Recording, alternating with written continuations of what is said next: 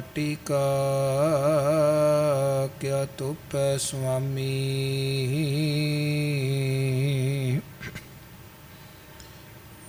मानस की गत एही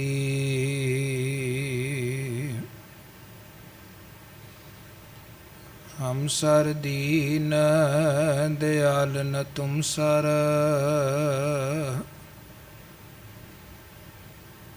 अब पतियार क्या कीजै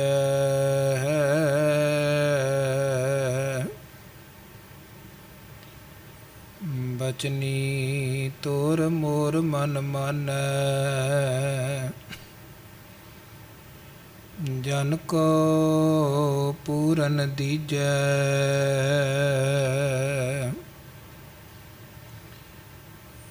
बचनी तोर मोर मन मानै।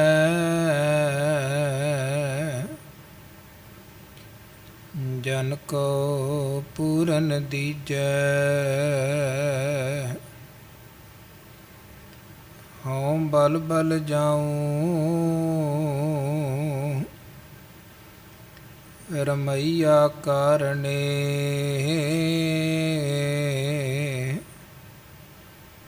कारण कवन अबोल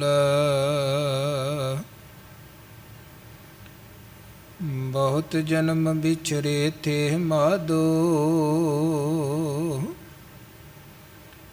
हे जन्म तुम्हारे लिखे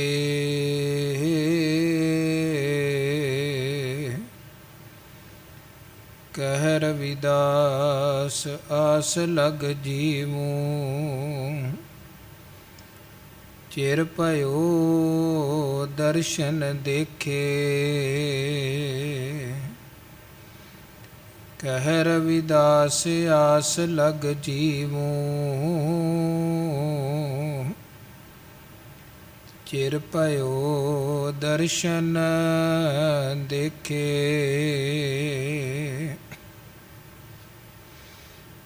जे तू मित्र असाडड़ा एक पोरी ना विछोड़।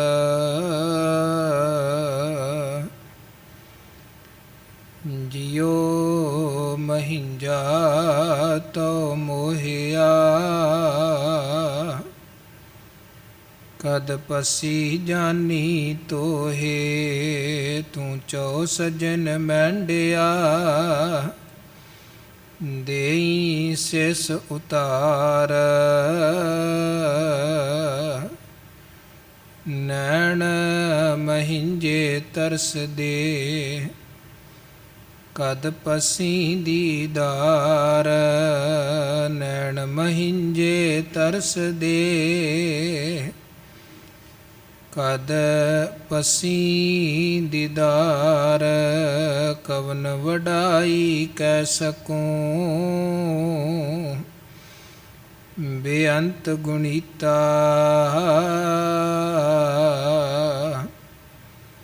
कर किरपा मोहि नाम देहो नानक दर सरीता। कर किरपा मोहि नाम देहो नानक दर सरीता।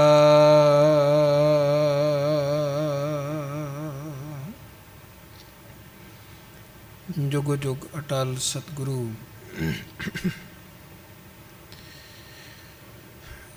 गुरगद्दी ते सुभाईमान गरीब नवाज दसां पातशाहियां दी जोत ਸਾਹਿਬ ਸ੍ਰੀ ਗੁਰੂ ਗ੍ਰੰਥ ਸਾਹਿਬ ਜੀ ਮਹਾਰਾਜ ਜੀ ਦੀ ਪਾਵਨ ਔਰ ਪਵਿੱਤਰ ਮੁਬਾਰਕ ਅੰਮ੍ਰਿਤਮਈ ਚਰਨ ਸ਼ਰਨ ਵਿਖੇ ਹਜ਼ੂਰੀ ਵਿਖੇ ਜੁੜ ਬੈਠੀ गुरु रूप गुरु की साजी और निवाजी साध संगत सतगुरु जी दियां बेअंत बेअंत बख्शिशां रहमतां होईयां हन। गुरु के दरबार विखे गुरसंगत रूप च जुड़ बैठे हाँ। ਔਰ ਗੁਰੂ ਦਰਬਾਰ ਦਾ ਆਨੰਦ ਮਾਣਦੇ ਹੋਏ ਗੁਰੂ ਘਰ ਦੇ ਸਾਜੇ ਨਿਵਾਜੇ ਕੀਰਤਨੀਆਂ ਪਾਸੋਂ ਪਾਵਨ ਇਲਾਹੀ ਅੰਮ੍ਰਿਤਮਈ ਤੁਰ ਕੀ ਸਾਚੀ ਬਾਣੀ ਦੇ ਸ਼ਬਦ ਕੀਰਤਨ ਪਿਆਰ ਔਰ ਸਤਿਕਾਰ ਸਹਿਤ ਰੋਜ਼ਾਨਾ ਦੀ ਤਰ੍ਹਾਂ ਆਪ ਜੀ ਨੇ ਸ਼ਰਵਣ ਕੀਤੇ ਹਨ। ਭਗਤ ਰਵਿਦਾਸ ਸਾਹਿਬ ਜੀ ਦੇ ਪਾਵਨ ਬਚਨਾਂ ਦੀ ਸਾਂਝ ਭਾਈ ਸਾਹਿਬ ਨੇ ਕੀਰਤਨ ਰੂਪ ਚ ਪਾਈ ਔਰ ਇਹ ਸ਼ਬਦ ਫਿਰ ਆਪ ਜੀ ਨੇ ਮੰਗਲਾਚਰਨ ਰੂਪ ਚ ਵੀ ਸ਼ਰਵਣ ਕੀਤਾ ਹੈ। ਬਹੁਤ ਜਨਮ ਵਿਛਰੇ ਥੇ ਮਾਧੋ, ਇਹ ਜਨਮ ਤੁਮਾਰੇ ਲੇਖੇ, ਕਹਿ ਰਵਿਦਾਸ ਆਸ ਲਗ ਜੀਵੋ, ਚਿਰ ਭਇਓ ਦਰਸ਼ਨ ਦੇਖੇ। ਇੱਕ ਅਰਦਾਸ ਹੈ ਕਰਤੇ ਪੁਰਖ ਵਾਹਿਗੁਰੂ ਜੀ ਦੇ ਚਰਨਾਂ 'ਚ ਕਿ ਹੇ ਮਾਲਕ ਜੀ, ਸਾਡੇ ਵਰਗਾ ਦੀਨ ਕੋਈ ਨਹੀਂ ਹੈ, ਤੁਹਾਡੇ ਵਰਗਾ ਦਿਆਲੂ ਕੋਈ ਨਹੀਂ ਹੈ, ਪਰ ਪਤਾ ਨਹੀਂ ਹੈ ਤੁਹਾਡੀ ਰਜਾ ਹੈ। ਕਾਰਨ ਕਵਨ ਅਬੋਲ, ਤੁਸੀਂ ਸਾਡੇ ਨਾਲ ਬੋਲ ਨਹੀਂ ਰਹੇ ਹੋ। ਕਿਉਂ ਨਹੀਂ ਬੋਲ ਰਹੇ ਹੋ ਇਹ ਤੁਸੀਂ ਹੀ ਜਾਣਦੇ ਹੋ, ਪਰ ਸਾਡੀ ਤੁਹਾਡੇ ਚਰਨਾਂ 'ਚ ਬੇਨਤੀ ਇਹ ਹੈ ਕਿ ਬਹੁਤ ਜਨਮ ਵਿਛਰੇ ਥੇ ਮਾਧੋ, ਮਾਲਕ ਜੀ ਤੁਹਾਡੇ ਤੋਂ ਵਿਛੋੜੇ ਤੋਂ ਬਾਅਦ ਬੜੇ ਜਨਮ ਅਸੀਂ ਭਟਕੇ ਹਨ, ਬਹੁਤ ਠੋਕਰਾਂ ਅਸੀਂ ਖਾਧੀਆਂ ਨੇ। ਇਹ ਜਨਮ ਤੁਮਾਰੇ ਲੇਖੇ, ਹੁਣ ਇਹ ਜਿਹੜਾ ਜੀਵਨ ਹੈ ਇਹ ਤੁਹਾਨੂੰ ਸਮਰਪਿਤ ਹੈ। ਕਹਿ ਰਵਿਦਾਸ ਆਸ ਲਗ ਜੀਵੋ, ਚਿਰ ਭਇਓ ਦਰਸ਼ਨ, ਬਹੁਤ ਚਿਰ ਹੋ ਗਿਆ ਦੀਦਾਰ ਕੀਤਿਆਂ, ਹੁਣ ਇੱਕ ਆਸ ਰੱਖ ਇਹ ਜੀਵਨ ਤੁਹਾਨੂੰ ਸਮਰਪਿਤ ਕਰਕੇ ਜਿਉਂਦੇ ਪਏ ਹਾਂ। ਤੁਹਾਡਾ ਦੀਦਾਰ ਹੋਵੇ, ਮਿਲਾਪ ਹੋਵੇ, ਇੱਕ ਮਿਕਤਾ ਹੋਵੇ। ਇਹ ਅਰਦਾਸ ਰੂਪ ਬੇਨਤੀ ਰੂਪ ਅੰਦਰ ਨੂੰ ਝੰਜੋੜਨ ਵਾਲੇ ਭਗਤ ਰਵਿਦਾਸ ਸਾਹਿਬ ਜੀ ਦੇ ਬਚਨਾਂ ਦੇ ਕੀਰਤਨ ਦਾ ਆਨੰਦ ਆਪ ਜੀ ਨੇ ਮਾਣਿਆ। ਉਪਰੰਤ ਆਓ ਗੁਰਬਾਣੀ ਵਿਚਾਰ ਭਗਤ ਕਬੀਰ ਸਾਹਿਬ ਜੀ ਦੇ ਪਾਵਨ ਪਵਿੱਤਰ ਸ਼ਲੋਕਾਂ ਦੀ ਲੜੀਵਾਰ ਵਿਚਾਰ ਦੀ ਸਾਂਝ ਪਾਈਏ। ਸਭ ਤੋਂ ਪਹਿਲਾਂ ਗੁਰੂ ਬਖਸ਼ੀ ਫਤਿਹ ਪ੍ਰਵਾਨ ਕਰੋ। ਅਦਬ ਪਿਆਰ ਸਤਿਕਾਰ ਸਹਿਤ ਆਖੋ ਜੀ ਵਾਹਿਗੁਰੂ ਜੀ ਕਾ ਖਾਲਸਾ, ਵਾਹਿਗੁਰੂ ਜੀ ਕੀ ਫਤਿਹ। ਸ਼੍ਰੋਮਣੀ ਭਗਤ ਕਬੀਰ ਸਾਹਿਬ ਜੀ ਨੇ ਜੋ ਪਾਵਨ ਪਵਿੱਤਰ ਉਪਦੇਸ਼, ਗਿਆਨ ਔਰ ਜੀਵਨ ਦੀ ਸੂਝ-ਬੂਝਤਾ ਆਪਣੇ ਪਾਵਨ ਬਚਨਾਂ ਰਾਹੀਂ, ਸ਼ਲੋਕਾਂ ਰਾਹੀਂ ਸਾਨੂੰ ਬਖਸ਼ਿਸ਼ ਕੀਤੀ ਹੈ। ਭਗਤ ਜੀ ਦੇ ਪਾਵਨ ਪਵਿੱਤਰ ਬਚਨਾਂ ਦੀ ਰੋਜ਼ਾਨਾ ਆਪਾਂ ਵਿਚਾਰ ਦੀ ਸਾਂਝ ਪਾਉਂਦਿਆਂ ਹੋਇਆਂ ਜੋ ਗੁਰਮਤਿ ਗਿਆਨ ਉਹਨਾਂ ਨੇ ਸਾਡੀ ਝੋਲੀ 'ਚ ਪਾਇਆ ਹੈ ਉਹਨੂੰ ਵਿਚਾਰਦੇ ਹਾਂ, ਸਮਝਦੇ ਹਾਂ ਔਰ ਵੱਖਰੇ ਵੱਖਰੇ ਸ਼ਲੋਕਾਂ ਦੇ ਰਾਹੀਂ ਜੀਵਨ ਦੇ ਵੱਖਰੇ ਵੱਖਰੇ ਪਹਿਲੂਆਂ ਨੂੰ ਭਗਤ ਕਬੀਰ ਜੀ ਨੇ ਖੋਲ੍ਹ ਕੇ ਸਾਡੇ ਸਾਹਮਣੇ ਰੱਖਿਆ ਤਾਂ ਕਿ ਸਾਡਾ ਜੀਵਨ ਉੱਤਮ ਜੀਵਨ ਬਣੇ, ਸਫਲ ਜੀਵਨ ਬਣੇ ਔਰ ਸਾਡਾ ਸਕਾਰਤ ਜੀਵਨ ਬਣੇ। 33 ਨੰਬਰ ਸ਼ਲੋਕ ਤੱਕ ਦੀ ਵਿਚਾਰ ਪਿਛਲਿਆਂ ਦੀਵਾਨਾਂ 'ਚ ਆਪ ਜੀ ਨੇ ਸ਼ਰਵਣ ਕੀਤੀ ਹੈ। ਕੱਲ੍ਹ ਜਿੱਥੋਂ ਆਪਾਂ ਵਿਚਾਰ ਨੂੰ ਸੰਕੋਚਿਆ ਸੀ 33 ਨੰਬਰ ਸ਼ਲੋਕ, ਜਿਸ ਸ਼ਲੋਕ ਰਾਹੀਂ ਕਬੀਰ ਜੀ ਨੇ ਇਹ ਸਮਝ ਸਾਨੂੰ ਬਖਸ਼ੀ ਕਿ ਮਾਲਕ ਦੀ ਪ੍ਰੀਖਿਆ, ਗੁਰੂ ਦੀ ਪ੍ਰੀਖਿਆ ਕਠਿਨ ਹੈ ਔਰ ਉਹ ਰਾਮ ਕਸੌਟੀ ਨੂੰ ਉਹੀ ਮਨੁੱਖ ਸਹਿ ਪਾਉਂਦਾ ਹੈ ਜਿਹੜਾ ਮਰ ਜੀਵਾ ਬਣਿਆ। ਝੂਠਾ ਬੰਦਾ, ਝੂਠੀ ਬਿਰਤੀ ਵਾਲਾ ਮਾਲਕ ਦੀ ਪ੍ਰੀਖਿਆ ਦੇ ਸਾਹਮਣੇ ਟਿਕ ਨਹੀਂ ਪਾਉਂਦਾ ਹੈ। ਜਦੋਂ ਗੁਰੂ ਪ੍ਰੀਖਿਆ ਪਾਉਂਦੇ ਨੇ ਤੇ ਉਹੀ ਟਿਕ ਪਾਉਂਦੇ ਨੇ ਜਿਹੜੇ ਅੰਦਰ ਤੇ ਬਾਹਰ ਤੋਂ ਖਰੇ ਹਨ, ਰੱਤੇ ਹੋਏ ਨੇ, ਰੰਗੇ ਹੋਏ ਨੇ ਪ੍ਰੀਖਿਆਵਾਂ ਦਸਾਂ ਹੀ ਗੁਰੂ ਸਾਹਿਬਾਨਾਂ ਨੇ ਸਮੇਂ-ਸਮੇਂ 'ਤੇ ਆਪਣੇ ਜੀਵਨ ਕਾਲ 'ਚ ਲਈਆਂ ਨੇ। ਗੁਰੂ ਨਾਨਕ ਦੇਵ ਜੀ ਮਹਾਰਾਜ ਵੱਲੋਂ ਲਈਆਂ ਹੋਈਆਂ ਪ੍ਰੀਖਿਆਵਾਂ ਦੇ ਵਿੱਚੋਂ ਭਾਈ ਲਹਿਣਾ ਪੂਰੇ ਉਤਰਦੇ ਰਹੇ। ਫਿਰ ਸਭ ਤੋਂ ਗੁਰੂ ਘਰ ਦਾ ਜਿਹੜਾ ਉੱਤਮ ਮਾਣ ਸੀ, ਵਡਿਆਈ ਸੀ, ਉਹ ਭਾਈ ਲਹਿਣੇ ਨੂੰ ਮਿਲ ਗਈ। ਜਿੱਥੇ ਉਹ ਮਹਾਂਪੁਰਖ ਜਿਹੜੇ ਗੁਰਗੱਦੀ ਦੇ ਤਖਤ 'ਤੇ ਸੁਭਾਏਮਾਨ ਹੋਏ, ਉਹਨਾਂ ਦੀਆਂ ਪ੍ਰੀਖਿਆਵਾਂ ਹੁੰਦੀਆਂ ਰਹੀਆਂ। ਉਹਨਾਂ ਤੋਂ ਬਿਨਾਂ ਬਾਕੀ ਗੁਰਸਿੱਖਾਂ ਨੂੰ ਵੀ ਸਤਿਗੁਰੂ ਸਮੇਂ-ਸਮੇਂ 'ਤੇ ਪਰਖਦੇ ਰਹੇ ਹਨ। ਤੇ ਜਿਹੜੀ ਗੱਲ ਕਬੀਰ ਸਾਹਿਬ ਨੇ ਕਹੀ ਆ ਕਿ ਝੂਠਾ ਟਿਕੈ ਨਾ ਕੋਏ, ਝੂਠੇ ਦਾ ਭਾਵ ਕੀ ਹੈ? ਜਿਹੜਾ ਬਾਹਰੋਂ ਤਾਂ ਵਿਖਾਵਾ ਕਰ ਰਿਹਾ ਹੈ, ਮੈਂ ਬਹੁਤ ਸੱਚਾ ਸੁੱਚਾ ਹਾਂ ਜੀ, ਤੁਹਾਡਾ ਹਾਂ, ਸਿਦਕੀ ਸਿੱਖ ਹਾਂ, ਅੰਦਰ ਤੋਂ ਬਿਰਤੀ ਝੂਠੀ ਹੈ। ਬਾਹਰੋਂ ਵਿਖਾਵਾ ਹੋਰ, ਅੰਦਰ ਭਾਵਨਾ ਬਿਰਤੀ ਹੋਰ। ਇੱਦਾਂ ਦੇ ਵੀ ਬੜੇ ਗੁਰੂ ਕਾਲ ਸਮੇਂ ਆਏ, ਬੜਾ ਨੇੜੇ ਹੋਣ ਦਾ ਵੀ ਉਹਨਾਂ ਨੇ ਯਤਨ ਕੀਤਾ, ਪਰ ਜਦੋਂ ਗੁਰੂ ਨੇ ਪ੍ਰੀਖਿਆ ਪਾਈ ਤੇ ਥਿੜਕ ਗਏ।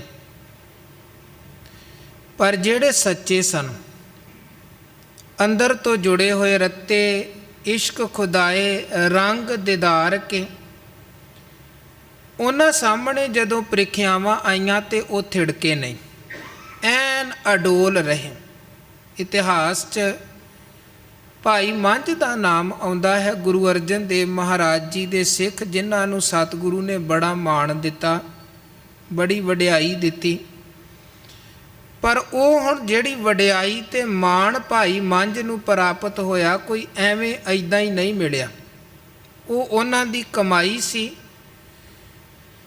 ਇਹ ਪਹਿਲਾਂ ਸਖੀ ਸਰਵਰ ਦੇ ਪੁਜਾਰੀ ਸਨ ਭਾਈ ਮੰਝ, ਮੜੀਆਂ ਕਬਰਾਂ ਦੀ ਪੂਜਾ ਕਰਨ ਵਾਲੇ ਸਨ। ਪਰ ਗੁਰੂ ਘਰ ਦੀ ਜਦੋਂ ਗੁਰਮਤਿ ਦੀ ਵਿਚਾਰ ਦਾ ਉਹਨਾਂ ਨੂੰ ਪਤਾ ਲੱਗਿਆ, ਮਨ ਪ੍ਰਭਾਵਿਤ ਹੋਇਆ। ਗੁਰਮਤਿ ਦੀਆਂ ਸਿੱਖਿਆਵਾਂ ਨੂੰ ਸੁਣ ਕੇ, ਉਪਦੇਸ਼ਾਂ ਨੂੰ ਸੁਣ ਕੇ, ਤੇ ਇੱਕ ਦਫਾ ਫਿਰ ਗੁਰੂ ਮਹਾਰਾਜ ਦੇ ਦਰਸ਼ਨ ਕਰਨ ਦੇ ਲਈ ਉਹ ਸ਼੍ਰੀ ਅੰਮ੍ਰਿਤਸਰ ਸਾਹਿਬ ਪਹੁੰਚ ਗਏ, ਗੁਰੂ ਅਰਜਨ ਦੇਵ ਜੀ ਦੀ ਪਾਵਨ ਹਜ਼ੂਰੀ 'ਚ। ਹੁਣ ਸਤਿਗੁਰਾਂ ਦੀ ਹਜ਼ੂਰੀ 'ਚ ਬਹਿ ਕੇ ਜਦੋਂ ਉਹਨਾਂ ਨੇ ਗੁਰੂ ਕੇ ਬਚਨ ਸੁਣੇ, ਗੁਰੂ ਕੇ ਦਰਬਾਰ ਦਾ ਆਨੰਦ ਮਾਣਿਆ, ਤੇ ਅੰਦਰ ਐਨ ਝੰਜੋੜਿਆ ਗਿਆ। ਪਹਿਲਾਂ ਤੇ ਗੁਰੂ ਕੀਆਂ ਵਿਚਾਰਾਂ ਹੀ ਸੁਣੀਆਂ ਸਨ, ਤੇ ਸੁਣ ਸੁਣ ਨਾਮ ਤੁਮਾਰਾ ਪ੍ਰੀਤਮ ਪ੍ਰਭ ਪੇਖਣ ਕਾ ਚਾਓ, ਅੰਦਰ ਗੁਰੂ ਕੇ ਦੀਦਾਰ ਕਰਨ ਦਾ ਚਾਅ ਪੈਦਾ ਹੋਇਆ। ਪਰ ਹੁਣ ਜਦੋਂ ਗੁਰੂ ਕੇ ਦੀਦਾਰ ਕੀਤੇ ਹਨ ਤੇ ਦਰਸ਼ਨ ਦੇਖ ਨਿਹਾਲੀ ਵਾਲੀ ਅਵਸਥਾ ਬਣ ਗਈ, ਅੰਦਰ ਬੜਾ ਤ੍ਰਿਪਤ ਹੋਇਆ। ਬੜੇ ਚਿਰਾਂ ਤੋਂ ਸਖੀ ਸਰਵਰ ਦੀ ਪੂਜਾ ਕਰਦੇ ਸਨ, ਪਰ ਜਿਹੜਾ ਆਨੰਦ ਅੱਜ ਗੁਰੂ ਅਰਜਨ ਸਾਹਿਬ ਜੀ ਦੀ ਹਜ਼ੂਰੀ 'ਚੋਂ ਮਿਲਿਆ, ਉਹ ਆਨੰਦ ਪਹਿਲਾਂ ਕਦੇ ਨਹੀਂ ਸੀ ਮਿਲਿਆ। ਸਤਿਗੁਰਾਂ ਦੇ ਸਾਹਮਣੇ ਹੱਥ ਜੋੜੇ ਭਾਈ ਮੰਝ ਨੇ, ਮਹਾਰਾਜ ਮੈਨੂੰ ਵੀ ਆਪਣਾ ਸਿੱਖ ਬਣਾ ਲਵੋ, ਸਿੱਖੀ ਦੀ ਦਾਤ ਬਖਸ਼ੋ। ਔਰ ਗੁਰੂ ਅਰਜਨ ਦੇਵ ਮਹਾਰਾਜ ਸੱਚੇ ਪਾਤਸ਼ਾਹ ਜੀ ਨੇ ਇੱਕੋ ਬਚਨ ਭਾਈ ਮੰਝ ਦੇ ਨਾਲ ਕੀਤਾ, ਕਹਿਣ ਲੱਗੇ, ਦੇਖ ਭਾਈ ਪੁਰਖਾ, ਸਿੱਖੀ ਤੇ ਸਿੱਖੀ ਨਹੀਂ ਟਿਕਦੀ ਹੈ, ਇੱਕ ਪਾਸੇ ਹੋ ਕੇ ਚੱਲਣਾ ਪੈਂਦਾ ਹੈ। ਜੇ ਸਿੱਖੀ ਚਾਹੀਦੀ ਹੈ ਤੇ ਫਿਰ ਸਿੱਖੀ ਦੇ ਹੀ ਮਾਰਗ ਤੇ ਚੱਲਣਾ ਪਵੇਗਾ, ਇੱਧਰ ਉੱਧਰ ਨਹੀਂ। ਮਹਾਰਾਜ ਦਾ ਕਹਿਣ ਦਾ ਭਾਵ ਸੀ ਕਿ ਜੇ ਸਿੱਖੀ ਚਾਹੀਦੀ ਹੈ ਫਿਰ ਸਖੀ ਸਰਵਰ ਦੀ ਪੂਜਾ ਛੱਡਣੀ ਪਏਗੀ, ਜਾਂ ਉਹਦਾ ਪੁਜਾਰੀ ਬਣ ਜਾ ਜਾਂ ਗੁਰੂ ਘਰ ਦਾ ਸਿੱਖ ਬਣ ਜਾ, ਇੱਕੋ ਹੀ ਗੱਲ ਹੈ। ਬਹੁਤੇ ਪਾਸੀ ਭਟਕਿਆਂ ਗੱਲ ਨਹੀਂ ਬਣਦੀ ਕਿ ਉੱਧਰ ਵੀ ਕੰਮ ਚੱਲਦਾ ਰਹੇ, ਇੱਧਰ ਵੀ। ਇਹ ਕਹਿਣ ਲੱਗਾ, ਮਹਾਰਾਜ ਹੁਣ ਸਿੱਖੀ ਹੀ ਕਮਾਵਾਂਗਾ, ਸਿੱਖੀ ਦੇ ਹੀ ਰਸਤੇ 'ਤੇ ਚੱਲਾਂਗਾ। ਮਹਾਰਾਜ ਕਹਿਣ ਲੱਗੇ, ਚੰਗੀ ਤਰ੍ਹਾਂ ਮਨ ਨੂੰ ਪੱਕਿਆਂ ਕਰ ਲੈ,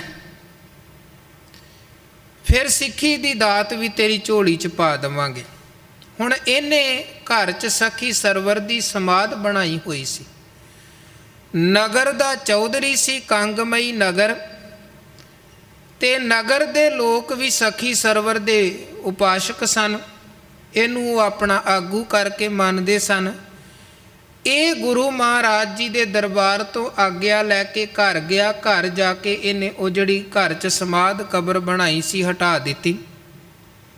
ਜੋ ਸਖੀ ਸਰਵਰ ਦੀ ਪੂਜਾ ਵਾਲੇ ਇਹ ਕੰਮ ਕਰਦਾ ਸੀ, ਸਾਰੇ ਕੰਮ ਛੱਡ ਦਿੱਤੇ ਤੇ ਗੁਰਮਤਿ ਦਾ, ਗੁਰਸਿੱਖੀ ਦਾ ਜਿਹੜਾ ਸਿਧਾਂਤ ਹੈ, ਵਿਚਾਰਧਾਰਾ ਸੀ, ਜੀਵਨ ਜੁਗਤ ਸੀ, ਉਹਨੂੰ ਅਪਣਾ ਲਿਆ। ਸਭ ਤੋਂ ਪਹਿਲਾਂ ਨਗਰ ਵਾਲਿਆਂ ਨੇ ਵਿਰੋਧ ਕੀਤਾ। ਜਿਹੜੀ ਇਹਨੂੰ ਚੌਧਰ ਦਿੱਤੀ ਸੀ, ਇਹਨੂੰ ਆਗੂ ਬਣਾਇਆ ਸੀ, ਉਹ ਆਗੂ, ਉਹ ਚੌਧਰ ਖੋਹ ਲਈ ਗਈ। ਇਹਦਾ ਸਮਾਜਿਕ ਬਾਈਕਾਟ ਵੀ ਕਰ ਦਿੱਤਾ ਗਿਆ ਕਿ ਤੂੰ ਕਿਹੜੇ ਵੱਖਰੇ ਰਸਤੇ 'ਤੇ ਤੁਰ ਪਿਆ ਹੈ, ਕਿਉਂਕਿ ਬਾਕੀਆਂ ਦੀ ਸੋਚ ਹੋਰ ਸੀ ਤੇ ਭਾਈ ਮੰਝ ਹੁਣ ਹੋਰ ਸੋਚ ਦਾ ਧਾਰਨੀ ਹੈ। ਬਹੁਤ ਕੁਝ ਭਾਈ ਮੰਝ ਨੂੰ ਆਪਣੇ ਪਿੰਡੇ 'ਤੇ ਬਰਦਾਸ਼ਤ ਕਰਨਾ ਪਿਆ। ਘਰ 'ਚ ਗਰੀਬੀ ਆ ਗਈ, ਬੜਾ ਔਖਾ ਇਹਨਾਂ ਦੇ ਜੀਵਨ ਦਾ ਨਿਰਵਾਹ ਚੱਲਿਆ, ਪਰ ਇਹਨਾਂ ਨੇ ਸਿੱਖੀ ਸਿਦਕ ਭਰੋਸਾ ਨਹੀਂ ਛੱਡਿਆ। ਕਈ ਪ੍ਰੀਖਿਆਵਾਂ ਵੀ ਇੱਥੇ ਗੁਰੂ ਨੇ ਪਾਈਆਂ। ਫਿਰ ਮਹਾਰਾਜ ਨੇ ਇਹਨੂੰ ਅੰਮ੍ਰਿਤਸਰ ਸੱਦ ਲਿਆ। ਉੱਥੇ ਵੀ ਭਾਈ ਮੰਝ ਦੀ ਪ੍ਰੀਖਿਆ ਲਗਾਤਾਰ ਸਤਿਗੁਰੂ ਲੈਂਦੇ ਰਹੇ। ਇਹ ਰੋਜ਼ ਲੰਗਰ ਦੇ ਲਈ ਲੱਕੜਾਂ ਕੱਟ ਕੇ ਲਿਆਉਂਦੇ ਨੇ, ਗੁਰੂ ਕੇ ਲੰਗਰਾਂ ਦੇ ਵਿੱਚ ਪਾਉਂਦੇ ਨੇ, ਸੇਵਾ ਕਰਦੇ ਹਨ। ਇੱਕ ਦਿਨ ਫਿਰ ਮਹਾਰਾਜ ਸੱਚੇ ਪਾਤਸ਼ਾਹ ਜੀ ਦੇ ਪਾਵਨ ਦਰਬਾਰ ਦੀ ਸੇਵਾ 'ਚ ਲੱਗੇ, ਲੰਗਰ ਦੇ ਲਈ ਲੱਕੜਾਂ ਲਿਆ ਰਹੇ ਸਨ ਤੇ ਤੇਜ਼ ਹਵਾ ਚੱਲੀ ਤੇ ਇਹ ਇੱਕ ਕਹਿੰਦੇ ਖੂਹ ਦੇ ਵਿੱਚ ਡਿੱਗ ਪਏ। ਲੱਕੜਾਂ ਦੀ ਪੰਡ ਇਹਨਾਂ ਦੇ ਸਿਰ 'ਤੇ ਸੀ। ਆਪਣਾ ਆਪ ਇਹਨਾਂ ਨੇ ਸੰਭਾਲਿਆ। ਉਹ ਲੱਕੜਾਂ ਦੀ ਪੰਡ ਨੂੰ ਸਿਰ 'ਤੇ ਟਿਕਾਈ ਰੱਖਿਆ, ਉੱਚੀ ਉੱਚੀ ਸਤਿਨਾਮ ਵਾਹਿਗੁਰੂ ਦਾ ਜਾਪ ਕਰਦੇ ਰਹੇ। ਕਿਸੇ ਸਿੱਖ ਨੇ ਵੇਖਿਆ, ਉਹਨੇ ਜਾ ਕੇ ਗੁਰੂ ਮਹਾਰਾਜ ਨੂੰ ਦੱਸਿਆ, ਮਹਾਰਾਜ ਤੁਹਾਡਾ ਸਿੱਖ ਕੋਈ ਖੂਹ 'ਚ ਡਿੱਗਿਆ ਪਿਆ ਜੇ। ਮਹਾਰਾਜ ਗਏ, ਵੇਖਿਆ ਭਾਈ ਮੰਝ, ਰੱਸਾ ਸੁੱਟਿਆ ਗਿਆ। ਭਾਈ ਮੰਝ ਲੱਕੜਾਂ ਇੱਕ ਪਾਸੇ ਸੁੱਟ ਕੇ ਰੱਸਾ ਪਕੜੋ ਤੇ ਬਾਹਰ ਆ ਜਾਓ। ਤੇ ਭਾਈ ਮੰਝ ਕਹਿਣ ਲੱਗਾ, ਮਹਾਰਾਜ ਨਹੀਂ, ਪਹਿਲਾਂ ਲੱਕੜਾਂ ਬਾਹਰ ਕੱਢ ਲਵੋ, ਮੈਂ ਬਾਅਦ 'ਚ ਆ ਜਾਵਾਂਗਾ, ਤਾਂ ਕਿ ਗੁਰੂ ਕੇ ਲੰਗਰਾਂ ਦੀ ਜਿਹੜੀ ਸੇਵਾ ਹੈ ਉਹ ਲਗਾਤਾਰ ਚੱਲਦੀ ਰਹੇ, ਉੱਧਰ ਕੋਈ ਪਰੇਸ਼ਾਨੀ ਨਾ ਆਵੇ। ਪਹਿਲਾਂ ਲੱਕੜਾਂ ਕੱਢੀਆਂ ਗਈਆਂ, ਫਿਰ ਭਾਈ ਮੰਝ ਨੂੰ ਮਹਾਰਾਜ ਨੇ ਬਾਹਰ ਕੱਢਿਆ।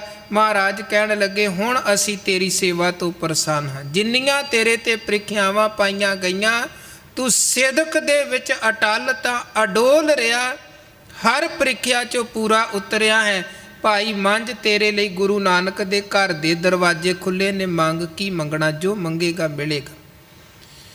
ਔਰ ਇਹ ਵੀ ਅਸਲ ਦੇ ਵਿੱਚ ਇੱਕ ਪ੍ਰੀਖਿਆ ਹੀ ਹੁੰਦੀ ਹੈ ਕਿ ਮੰਗ ਲੈ ਜੋ ਮੰਗਣਾ ਹੈ, ਕਿਉਂਕਿ ਫਿਰ ਜਦੋਂ ਇੱਦਾਂ ਦਾ ਮੌਕਾ ਬਿਲਕੁਲ ਖੁੱਲ੍ਹ ਮਿਲਦੀ ਹੈ ਤੇ ਕਈ ਦਫਾ ਅੰਦਰ ਦੀਆਂ ਦੱਬੀਆਂ ਵਾਸ਼ਨਾਵਾਂ ਭੜਕ ਉੱਠਦੀਆਂ ਹਨ। ਕੋਈ ਮਾਇਆ ਦੀ ਵਾਸ਼ਨਾ, ਕੋਈ ਦੁਨਿਆਵੀ ਵਡਿਆਈ ਦੀ ਵਾਸ਼ਨਾ ਦੱਬੀ ਪਈ ਹੈ, ਤੇ ਜਦੋਂ ਇੱਦਾਂ ਦੀ ਖੁੱਲ੍ਹ ਮਿਲਦੀ ਹੈ ਤੇ ਫਿਰ ਉਹ ਬੰਦਾ ਸੋਚਦਾ ਹੁਣ ਮੌਕਾ ਮਿਲਿਆ, ਮੈਂ ਮੰਗ ਲਵਾਂ। ਤੇ ਅਸਲ ਦੇ ਵਿੱਚ ਉਹ ਇੱਕ ਪ੍ਰੀਖਿਆ ਹੀ ਹੁੰਦੀ ਹੈ ਕਿ ਜੋ ਮੰਗਣਾ ਮੰਗ ਲੈ। ਤੇ ਜਿਹਨੇ ਉੱਥੇ ਵੀ ਸਿਦਕ ਵਿਖਾ ਦਿੱਤਾ, ਫਿਰ ਉਹਨੂੰ ਗੁਰੂ ਆਪਣੀ ਮਰਜ਼ੀ ਦੇ ਨਾਲ ਦਾਤ ਬਖਸ਼ਦੇ ਹਨ। ਤੇ ਸਾਡੀ ਮੰਗ ਤਾਂ ਹੋ ਸਕਦੀ ਹੈ ਬੜੀ ਛੋਟੀ ਹੋਵੇ, ਗੁਰੂ ਦੀ ਬਖਸ਼ਿਸ਼ ਬੜੀ ਵੱਡੀ ਹੁੰਦੀ ਹੈ। ਮਹਾਰਾਜ ਨੇ 1 ਵਾਰ 2 ਵਾਰ 3 ਵਾਰ ਭਾਈ ਮੰਝ ਨੂੰ ਪੁੱਛਿਆ, ਮੰਗ ਕੀ ਚਾਹੀਦਾ ਹੈ।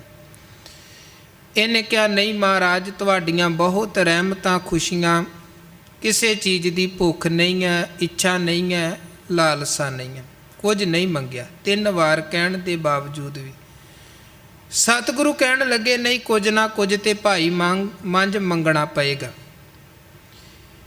ਇਹਨੇ ਫਿਰ ਇੱਕ ਬੇਨਤੀ ਕੀਤੀ ਭਾਈ ਮੰਝ ਨੇ, ਕਹਿਣ ਲੱਗਾ, ਮਹਾਰਾਜ ਵੇਖੋ, ਮੈਂ ਤੁਹਾਡੇ ਦਰਬਾਰ 'ਚ ਆਇਆ, ਸਿੱਖੀ ਦੀ ਦਾਤ ਮੰਗੀ, ਤੁਸੀਂ ਕਿਹਾ ਸਿੱਖੀ ਤੇ ਸਿੱਖੀ ਨਹੀਂ ਟਿਕਦੀ, ਉਹ ਛੱਡਣਾ ਪਵੇਗਾ, ਇਸ ਮਾਰਗ 'ਤੇ ਚੱਲਣਾ ਪਵੇਗਾ। ਤੇ ਫਿਰ ਇਹ ਵੀ ਸਮਝਾਇਆ ਕਿ ਸਿੱਖੀ ਦਾ ਮਾਰਗ ਬੜਾ ਖੰਡੇ ਧਾਰ ਤਿੱਖਾ ਮਾਰਗ ਹੈ, ਤੁਹਾਡੀ ਰਹਿਮਤ ਵਰਤਦੀ ਰਹੀ, ਮੈਂ ਚੱਲਦਾ ਰਿਹਾ। ਪ੍ਰੀਖਿਆਵਾਂ ਸਮੇਂ ਸਮੇਂ 'ਤੇ ਬੜੀਆਂ ਪੈਂਦੀਆਂ ਰਹੀਆਂ ਮਹਾਰਾਜ, ਪਲ ਪਲ ਪ੍ਰੀਖਿਆਵਾਂ ਦੇ ਵਿੱਚੋਂ ਡੋਲਣ ਦਾ ਖਤਰਾ ਬਣਿਆ ਰਹਿੰਦਾ ਸੀ। ਇਹ ਤੇ ਤੁਹਾਡੀ ਕਿਰਪਾ, ਮੈਂ ਨਹੀਂ ਡੋਲਿਆ, ਪਰ ਮਹਾਰਾਜ ਪ੍ਰੀਖਿਆਵਾਂ ਬੜੀਆਂ ਸਖਤ ਸਨ। ਤੇ ਬੇਨਤੀ ਮੇਰੀ ਇਹ ਹੈ, ਜੇ ਤੁਸੀਂ ਅੱਜ ਮੰਝ ਨੂੰ ਇਹ ਖੁੱਲ੍ਹ ਦਿੱਤੀ ਹੈ ਕਿ ਮੰਝ ਜੋ ਮੰਗਣਾ ਮੰਗ ਲੈ, ਮਹਾਰਾਜ ਫਿਰ ਮੇਰੀ ਇਹ ਬੇਨਤੀ ਹੈ ਕਿ ਆਪਣਿਆਂ ਤੇ ਇੰਨੀਆਂ ਵੱਡੀਆਂ ਇੰਨੀਆਂ ਗਹਿਰੀਆਂ ਪ੍ਰੀਖਿਆਵਾਂ ਨਾ ਪਾਇਆ ਕਰੋ ਆਪਣੇ ਸਿੱਖਾਂ 'ਤੇ, ਜਿੱਥੇ ਉਹ ਡੋਲ ਜਾਣ, ਜਿੱਥੇ ਉਹ ਥਿੜਕ ਜਾਣ, ਜਿੱਥੇ ਪਲ ਪਲ ਡੋਲਣ ਦਾ ਖਤਰਾ ਬਣਿਆ ਰਵੇ, ਇੰਨੀਆਂ ਪ੍ਰੀਖਿਆਵਾਂ ਨਾ ਪਾਇਆ ਕਰੋ ਸਿੱਖਾਂ ਦੇ ਉੱਪਰ। ਤੇ ਗੁਰੂ ਮਹਾਰਾਜ ਪ੍ਰਸੰਨ ਹੋ ਕੇ ਕਹਿਣ ਲੱਗੇ, ਵਾਹ ਭਾਈ ਮੰਝ, ਮੰਗ ਵੀ ਲਿਆ ਤੇ ਮੰਗਿਆ ਵੀ ਕੁਝ ਨਹੀਂ। ਆਪਣੇ ਲਈ ਕੁਝ ਨਹੀਂ ਮੰਗਿਆ ਤੂੰ, ਪਰ ਮੰਗ ਵੀ ਲਿਆ ਤੇ ਮੰਗਿਆ ਕਿਹਨਾਂ ਦੇ ਲਈ? ਬਾਕੀ ਸਿੱਖਾਂ ਦੇ ਲਈ। ਮਹਾਰਾਜ ਕਹਿਣ ਲੱਗੇ, ਤੂੰ ਤਾਂ ਬਾਕੀ ਸਿੱਖਾਂ ਦੇ ਲਈ ਇੱਕ ਬੇੜੇ ਦਾ, ਇੱਕ ਜਹਾਜ਼ ਦਾ ਕੰਮ ਕੀਤਾ ਹੈ। ਉੱਥੇ ਮਹਾਰਾਜ ਨੇ ਬਚਨ ਕਹੇ, ਕਹਿਣ ਲੱਗੇ, ਮੰਝ ਪਿਆਰਾ ਗੁਰੂ ਕੋ ਗੁਰ ਮੰਝ ਪਿਆਰਾ, ਮੰਝ ਗੁਰੂ ਕਾ ਬੋਹਿ ਥਾ ਜਗ ਲੰਘਣ ਹਾਰਾ। ਇੱਕ ਤੇ ਭੱਟ ਸਾਹਿਬਾਨਾਂ ਦੇ ਜਦੋਂ ਆਪਾਂ ਬਚਨ ਪੜ੍ਹੀਏ, ਉਹਨਾਂ ਗੁਰੂ ਅਰਜਨ ਦੇਵ ਮਹਾਰਾਜ ਬਾਰੇ ਆਪਣਾ ਨਜ਼ਰੀਆ ਪੇਸ਼ ਕਰਦਿਆਂ ਹੋਇਆਂ ਕਿਹਾ ਹੈ ਕਿ ਕਲਯੁਗ ਜਹਾਜ਼ ਅਰਜਨ ਗੁਰੂ ਸਗਲ ਸ੍ਰਿਸ਼ਟ ਲਗ ਬੇਤਰੁ, ਕਿ ਦੁਨੀਆ ਦੇ ਲੋਕੋ ਕਲਯੁਗ ਨੂੰ ਪਾਰ ਲੰਘਣਾ ਹੈ ਤੇ ਗੁਰੂ ਅਰਜਨ ਰੂਪੀ ਜਹਾਜ਼ ਦੇ ਵਿੱਚ ਅਸਵਾਰ ਹੋਵੋ। ਗੁਰੂ ਕਲਯੁਗ ਦੇ ਜਹਾਜ਼ ਹਨ। ਤੇ ਧੰਨ ਗੁਰੂ ਅਰਜਨ ਦੇਵ ਮਹਾਰਾਜ ਕਹਿੰਦੇ, ਮੇਰਾ ਜਹਾਜ਼ ਹੈ ਮੇਰਾ ਸਿੱਖ ਭਾਈ ਮੰਝ, ਜਿਹਨੇ ਹਰ ਪ੍ਰੀਖਿਆ ਨੂੰ ਪਾਸ ਕੀਤਾ ਤੇ ਜਦੋਂ ਮੰਗਣ ਦਾ ਸਮਾਂ ਆਇਆ ਆਪਣੇ ਲਈ ਨਹੀਂ ਮੰਗਿਆ, ਬਲਕਿ ਆਪਣੇ ਗੁਰਸਿੱਖ ਭਰਾਵਾਂ ਦੇ ਲਈ ਮੰਗਿਆ ਹੈ।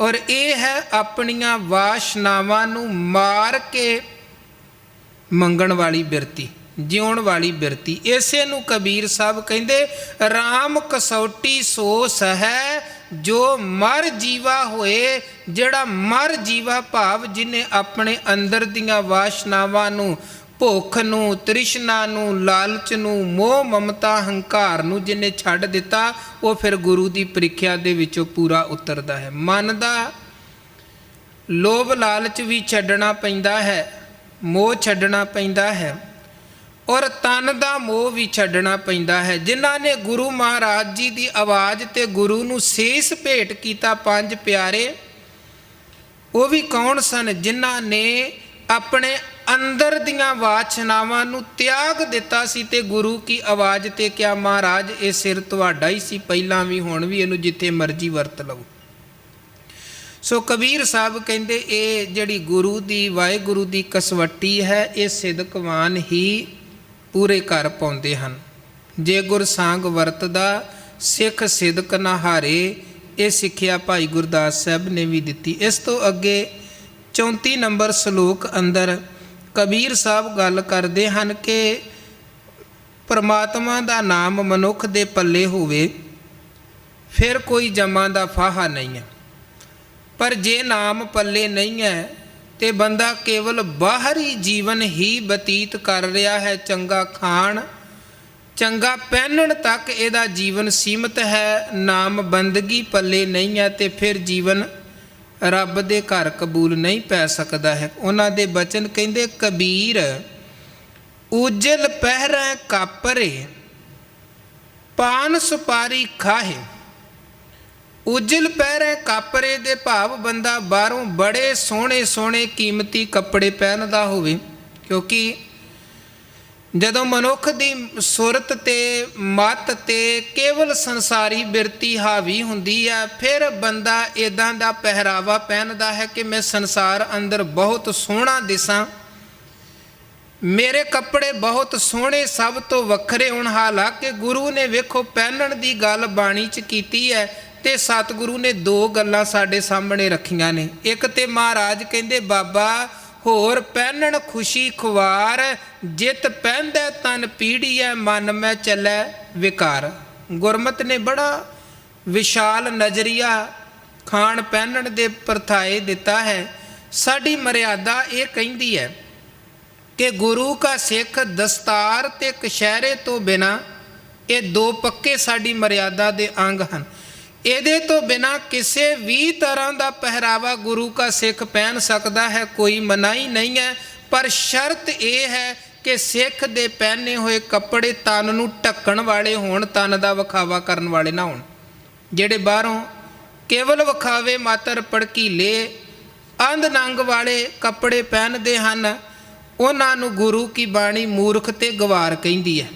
ਸਤਿਗੁਰੂ ਦੇ ਬਚਨ ਹਨ, ਵਾਊ ਸੰਦੇ ਕੱਪੜੇ ਪਹਿਰੈ ਗਰਭ ਗਵਾਰ, ਨਾਨਕ ਨਾਲ ਨਾ ਚੱਲਈ ਬਲ ਛਲ ਹੋਏ ਛਾਰ। ਕੱਪੜੇ ਕਿਉਂਕਿ ਤਨ ਢੱਕਣ ਦੇ ਲਈ ਹੁੰਦੇ ਹਨ, ਤਨ ਦਾ ਵਿਖਾਵਾ ਕਰਨ ਦੇ ਲਈ ਨਹੀਂ ਹੁੰਦੇ ਹਨ। ਮਹਾਰਾਜ ਕਹਿੰਦੇ ਉਹ ਕੱਪੜੇ, ਉਹ ਪੁਸ਼ਾਕ, ਉਹ ਲਿਬਾਸ ਨਹੀਂ ਪਹਿਨਣਾ ਹੈ। ਜਿਤ ਪਹਿਰੈ ਤਨ ਪੀੜੀਐ, ਮਨ ਮੈਂ ਚੱਲੈ ਵਿਕਾਰ। ਜਿਹੜੇ ਪਹਿਨੇ ਹੋਏ ਕੱਪੜੇ ਤਨ ਦਾ ਵਿਖਾਵਾ ਕਰਨ ਵਾਲੇ ਹੋਣ, ਮਨ ਨੂੰ ਵਿਕਾਰੀ ਬਣਾਉਣ ਵਾਲੇ ਹੋਣ, ਇੱਦਾਂ ਦੇ ਵਿਖਾਵੇ ਵਾਲੇ ਕੱਪੜੇ ਨਹੀਂ ਪਹਿਨਣੇ ਹਨ। ਮਹਾਰਾਜ ਕਹਿੰਦੇ ਕੋਈ ਬੰਦਾ ਬਾਹਰੋਂ ਉੱਜਲ ਕੱਪੜੇ ਪਹਿਨਦਾ ਹੋਵੇ ਤੇ ਪਾਨ ਸੁਪਾਰੀ ਖਾਹੇ। ਪਾਨ ਸੁਪਾਰੀ ਭਾਵ ਤਰ੍ਹਾਂ ਤਰ੍ਹਾਂ ਦੇ ਪਦਾਰਥਾਂ ਦੇ ਭੋਗ ਜਾਂ ਨਸ਼ਿਆਂ ਵਾਲੇ ਪਦਾਰਥਾਂ ਦੇ ਭੋਗ ਵੀ ਭੋਗਦਾ ਹੋਵੇ। ਪੁਰਾਤਨ ਸਮਿਆਂ ਦੇ ਵਿੱਚ ਪਾਨ ਖਾਣਾ ਵੀ ਇੱਕ ਅਮੀਰੀ ਦੀ ਨਿਸ਼ਾਨੀ ਸਮਝਿਆ ਜਾਂਦਾ ਸੀ। ਉਹ ਤੇ ਬਾਅਦ 'ਚ ਸਹਿਜੇ ਸਹਿਜੇ ਪਤਾ ਲੱਗਿਆ ਕਿ ਇਹ ਤਰ੍ਹਾਂ ਤਰ੍ਹਾਂ ਦੇ ਜਿਹੜੇ ਨਸ਼ੇ ਹਨ, ਇਹ ਤੇ ਤਨ ਨੂੰ ਰੋਗੀ, ਤਨ ਨੂੰ ਬਿਮਾਰ ਬਣਾਉਣ ਵਾਲੇ ਨੇ। ਇਹਨਾਂ ਦਾ ਲਾਭ ਕੋਈ ਨਹੀਂ, ਨੁਕਸਾਨ ਹੀ ਨੁਕਸਾਨ ਹੈ। ਇੱਕ ਜਗ੍ਹਾ ਆਪਾਂ ਹੋਰ ਗੁਰੂ ਕੇ ਬਚਨ ਪੜ੍ਹਦੇ ਹਾਂ, ਜਿੱਥੇ ਮਹਾਰਾਜ ਕਹਿੰਦੇ ਪਾਨ ਸੁਪਾਰੀ ਖਾਤੀਆਂ, ਮੁਖ ਬੀੜੀਆਂ ਲਾਈਆਂ, ਹਰ ਹਰ ਕਦੇ ਨਾ ਚੇਤਿਓ ਜਮ ਪਕੜ ਚਲਾਈਆਂ।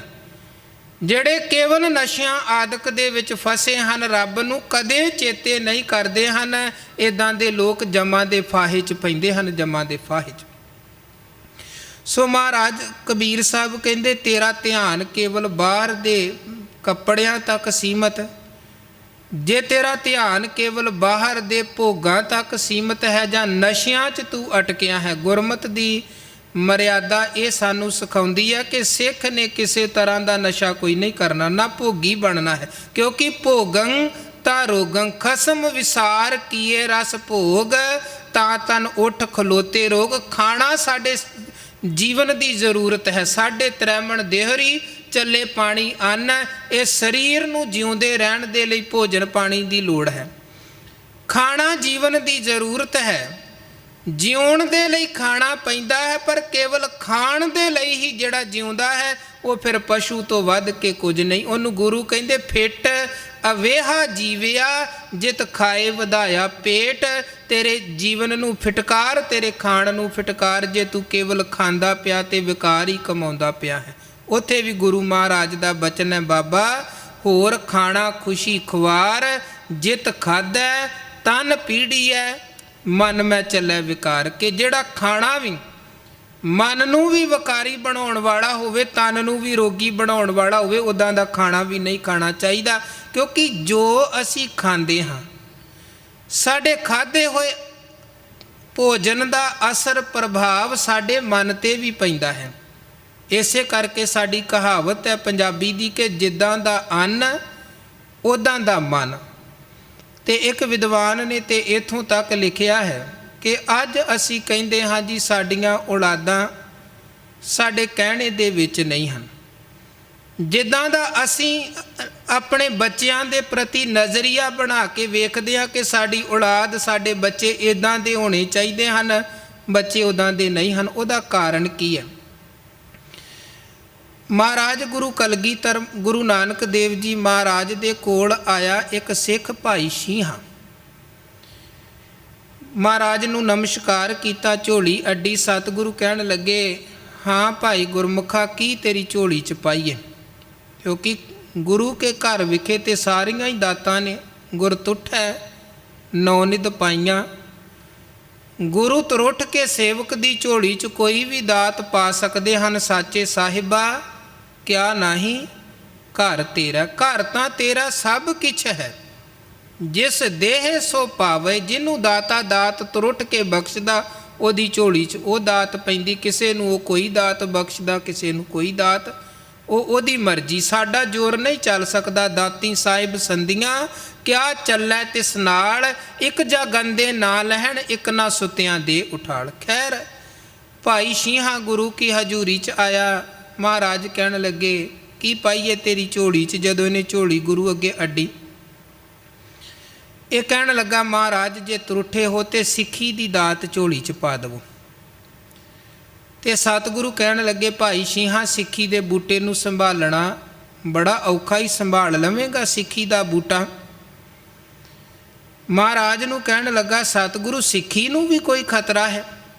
ਸਿੱਖੀ ਦਾ ਬੂਟਾ ਵੀ ਕੁਮਲਾ ਸਕਦਾ, ਮੁਰਝਾ ਸਕਦਾ, ਸੁੱਕ ਸਕਦਾ ਹੈ?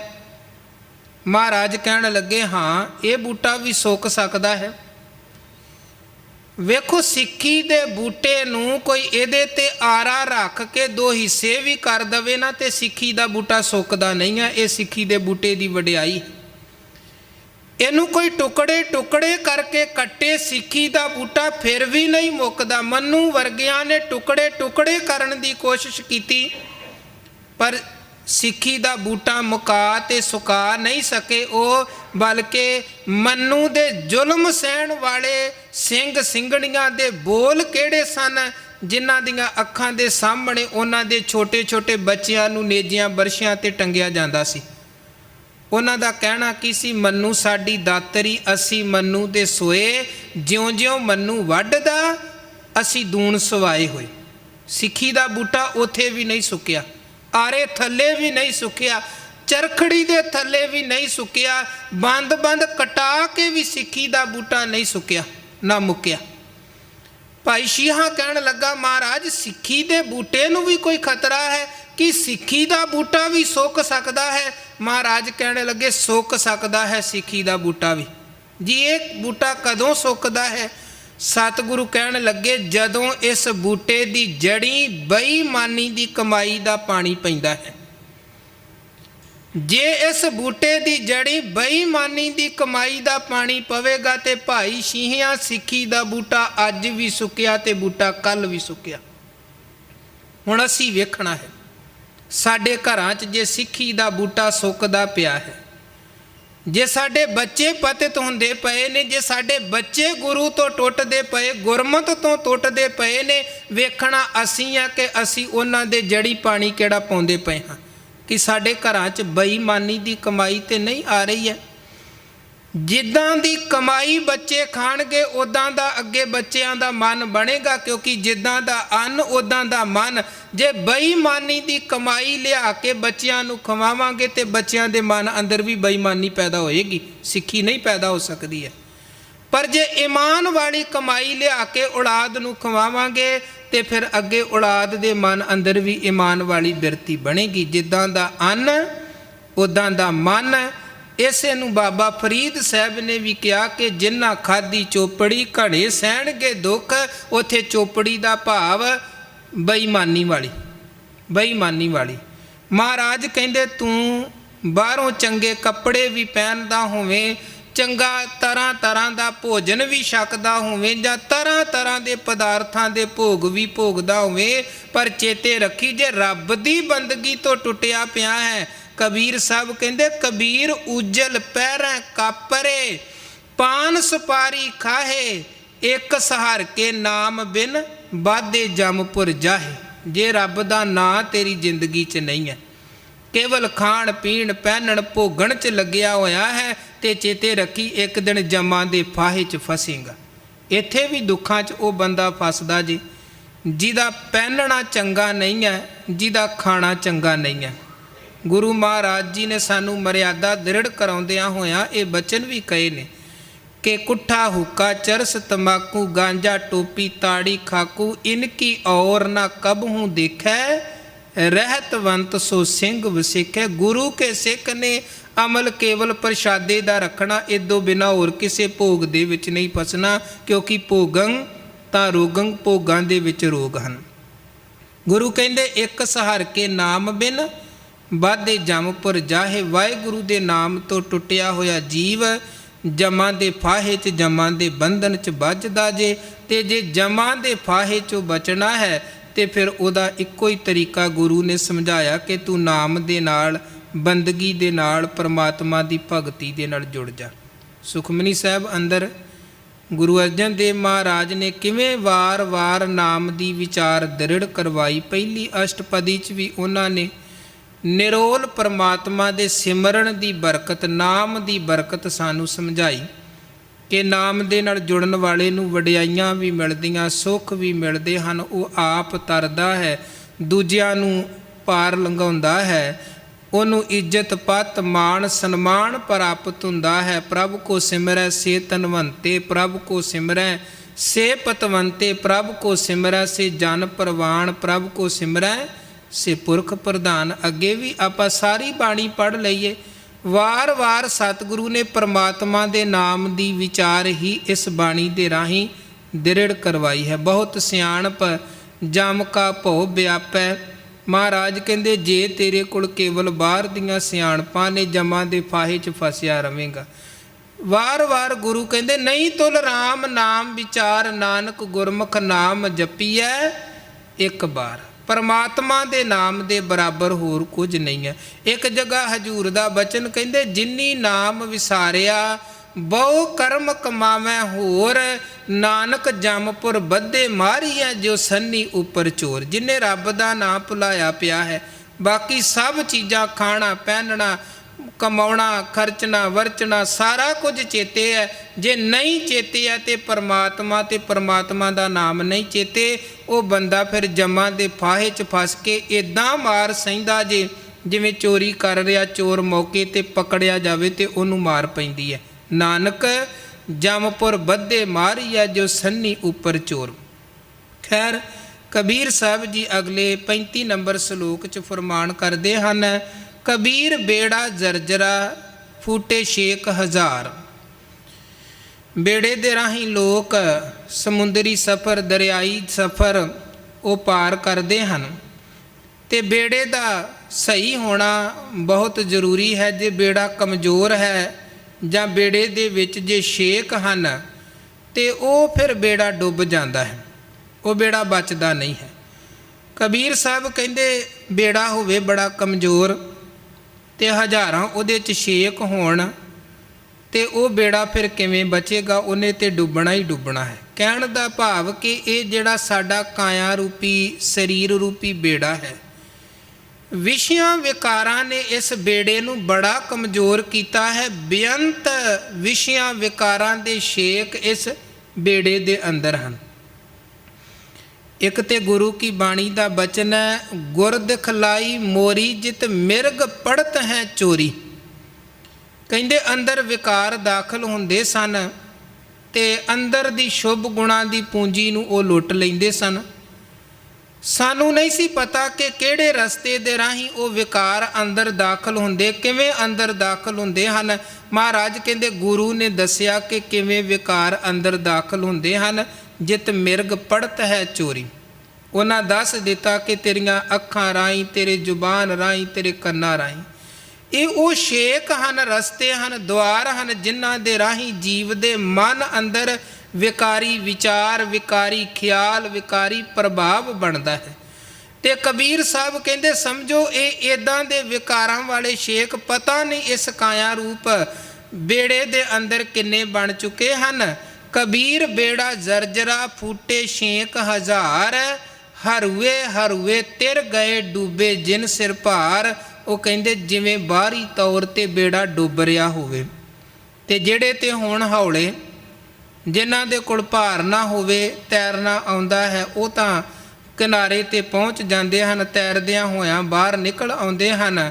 ਪਰ ਜਿਨ੍ਹਾਂ ਦਾ ਇੱਕ ਤੇ ਆਪਣਾ ਹੀ ਭਾਰ ਬੜਾ ਹੋਵੇ, ਨਾਲ ਹੋਰ ਭਾਰ ਬੰਨ੍ਹ ਲੈਣ। ਜਿਵੇਂ ਪਿਛਲੇ ਦਿਨ ਵੀ ਇੱਕ ਗਾਥਾ ਆਪ ਜੀ ਦੇ ਨਾਲ ਸਾਂਝੀ ਕੀਤੀ ਸੀ ਕਿ ਸੇਠ ਨੇ ਆਪਣੇ ਨਾਲ ਪੀਪੇ ਰੱਖੇ ਹੋਏ ਸਨ ਕਿ ਜੇ ਕਿਧਰੇ ਪਾਣੀ 'ਚ ਬੇੜਾ ਡੁੱਬਣ ਲੱਗੇ ਮੈਂ ਪਕੜ ਕੇ ਤੈਰ ਕੇ ਬਾਹਰ ਨਿਕਲ ਆਵਾਂਗਾ। ਪਰ ਜਿੱਦਣ ਬੇੜਾ ਡੁੱਬਣ ਲੱਗਾ ਉਹਨੇ ਸੋਚਿਆ ਪੀਪੇ 'ਤੇ ਨਾਲ ਲੈ ਕੇ ਪਾਣੀ 'ਚ ਛਾਲ ਮਾਰਨੀ ਹੈ, ਨਾਲ ਕਿਉਂ ਨਾ ਧਨ ਦੇ ਨਾਲ ਸੋਨੇ ਦੇ ਨਾਲ ਭਰ ਲਈਏ। ਉਹ ਭਾਰ ਭਰੇ ਪੀਪੇ ਬੰਨ੍ਹ ਲਏ ਤੇ ਉਹ ਭਾਰ ਪੀਪਿਆਂ ਵੀ ਡੁੱਬਣਾ ਸੀ, ਨਾਲ ਇਹਨੂੰ ਵੀ ਲੈ ਡੁੱਬੇ। ਇਸੇ ਤਰ੍ਹਾਂ ਗੁਰੂ ਕਹਿੰਦੇ ਜਿਨ੍ਹਾਂ ਦੇ ਸਿਰ 'ਤੇ ਵਿਕਾਰਾਂ ਦੀਆਂ ਪੰਡਾਂ ਦੇ ਭਾਰ ਲੱਦੇ ਪਏ ਨੇ, ਕੁਕਰਮਾਂ ਦੀਆਂ ਪੰਡਾਂ ਦੇ ਭਾਰ ਲੱਦੇ ਪਏ, ਪਾਪਾਂ ਦੀਆਂ ਪੰਡਾਂ ਦੇ ਭਾਰ ਲੱਦੇ ਪਏ ਨੇ, ਉਹ ਮਨੁੱਖ ਫਿਰ ਡੁੱਬਦੇ ਹੀ ਡੁੱਬਦੇ ਹਨ। ਇਸ ਕਰਕੇ ਸਤਿਗੁਰੂ ਕਹਿੰਦੇ ਪਹਿਲਾਂ ਆਪਣੇ ਆਪ ਨੂੰ ਸੰਭਾਲ, ਇੱਦਾਂ ਦਾ ਵਿਸ਼ਿਆਂ ਵਿਕਾਰਾਂ ਦਾ ਜਿਹੜਾ ਭਾਰ ਹੈ ਉਹ ਆਪਣੇ ਉੱਪਰ ਨਾ ਲੱਦ, ਤਾਂ ਕਿ ਬਾਅਦ 'ਚ ਤੈਨੂੰ ਨਾ ਪਛਤਾਉਣਾ ਪਵੇ। ਸਾਡੇ ਅੱਗੇ ਨੂੰ ਸਵਾਰਨ ਦੇ ਲਈ ਸਤਿਗੁਰੂ ਸੱਚੇ ਪਾਤਸ਼ਾਹ ਜੀ ਨੇ ਇਹ ਗੁਰਮਤਿ ਦੇ ਉਪਦੇਸ਼ ਪ੍ਰਥਮ ਸਾਡੀ ਝੋਲੀ ਦੇ ਵਿੱਚ ਪਾਏ ਹਨ ਕਿ ਅਸੀਂ ਡੁੱਬੀਏ ਨਾ, ਅਸੀਂ ਡੁੱਬਣ ਤੋਂ ਬਚ ਸਕੀਏ। ਅੱਗੇ ਕਬੀਰ ਸਾਹਿਬ ਜੀ 36 ਨੰਬਰ ਸ਼ਲੋਕ 'ਚ ਫਰਮਾਨ ਕਰਦੇ ਹਨ, ਕਬੀਰ ਹਾਡ ਜਰੇ ਜਿਉ ਲਾਕਰੀ, ਕੇਸ ਜਰੇ ਜਿਉ ਘਾਸ। ਜਿਸ ਵਕਤ ਮਨੁੱਖ ਸੰਸਾਰ ਤੋਂ ਕੂਚ ਕਰਦਾ, ਸਰੀਰ 'ਚੋਂ ਆਤਮਾ ਨਿਕਲ ਗਈ ਤੇ ਫਿਰ ਇਹ ਸਰੀਰ ਨੂੰ ਵੱਖ-ਵੱਖ ਧਰਮਾਂ ਦੇ, ਮਜ਼ਹਬਾਂ ਦੇ, ਮਤਾਂ ਦੇ, ਦੇਸ਼ਾਂ ਦੇ ਆਪਣੇ ਆਪਣੇ ਖਿਆਲ ਨੇ, ਉਹਦੇ ਮੁਤਾਬਕ ਕੋਈ ਸਾੜਦਾ, ਕੋਈ ਦਫਨਾਉਂਦਾ, ਕੋਈ ਹੋਰ ਤਰੀਕੇ ਅਪਣਾਉਂਦਾ ਹੈ। ਹੁਣ ਆਮ ਤੌਰ 'ਤੇ ਜੋ ਆਪਾਂ ਵੇਖਦੇ ਹਾਂ, ਜਦੋਂ ਕੋਈ ਪ੍ਰਾਣੀ ਚੜ੍ਹਾਈ ਕਰਦਾ ਹੈ ਤੇ ਫਿਰ ਮਨੁੱਖ ਦੇ ਸਰੀਰ ਨੂੰ ਸਾੜਿਆ ਜਾਂਦਾ ਹੈ।